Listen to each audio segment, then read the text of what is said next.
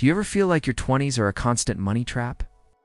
Like no matter how hard you work, your bank account still feels empty? Here's the truth. Nobody tells you. Your 20s are not expensive because life is hard. They're expensive because you're unknowingly making 5 money mistakes that quietly drain your future. If you don't fix them now, you'll look back in your 30s wondering where all your money went. Let me tell you a story about a guy named Ryan. When I met him at a rooftop party in New York, he looked like he had it all. His watch was the kind that didn't just tell time, it announced status. He had the confidence of someone who believed he owned the city. People listened to him differently. People smiled at him differently. When he spoke, it felt like he was already winning at life. But that night, Ryan said something that sounded strange coming from someone so polished. He said, "I'm just one paycheck away from losing everything." I didn't believe him, not at first. But then he showed me his credit card bills. The numbers were huge. It's not because he had made one big mistake, but because he had made many small ones. He was spending to impress, and it was slowly destroying his life. Ryan wasn't trying to be shallow, he was trying to belong. In your 20s, you're building your identity, and the world constantly tells you what success looks like. On Instagram, success looks like luxury dinners. On TikTok, success looks like designer bags. At work, success looks like expensive suits and weekend trips. Suddenly, your bank balance starts to feel like a personality test. Ryan believed that if he looked successful, he would become successful. So he bought a luxury watch, then a luxury bag. Then he upgraded his apartment to a place with a view. Every purchase made him feel more like the person he wanted to be. But the truth was, he wasn't buying freedom. He was buying approval. And the moment the approval stopped, the bills stayed. Then there was Mia in London. She was always the first one to suggest brunch. She had the newest phone, the nicest shoes, and the kind of energy that made people think she had her life together. Everyone admired her. Everyone wanted to be her, but she wasn't saving. Not because she didn't want to, but because she didn't know where to start.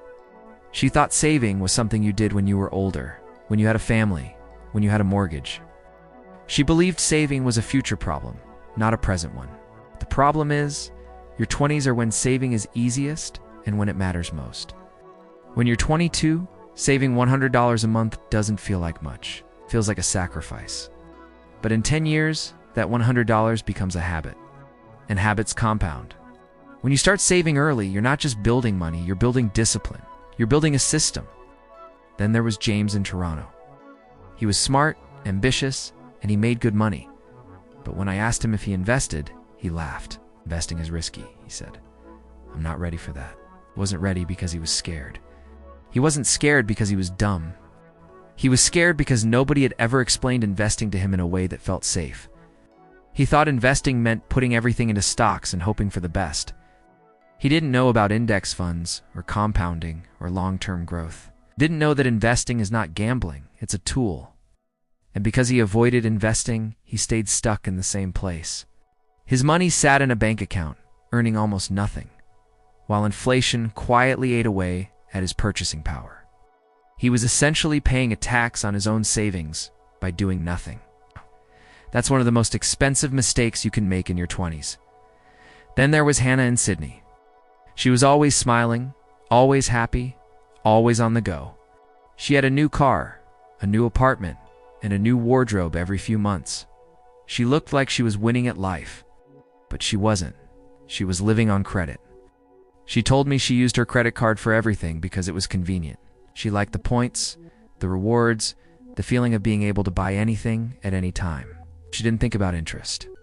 She didn't think about how credit turns your future income into present-day debt. Then one month her credit card limit was reached. Suddenly she couldn't buy groceries without feeling guilty.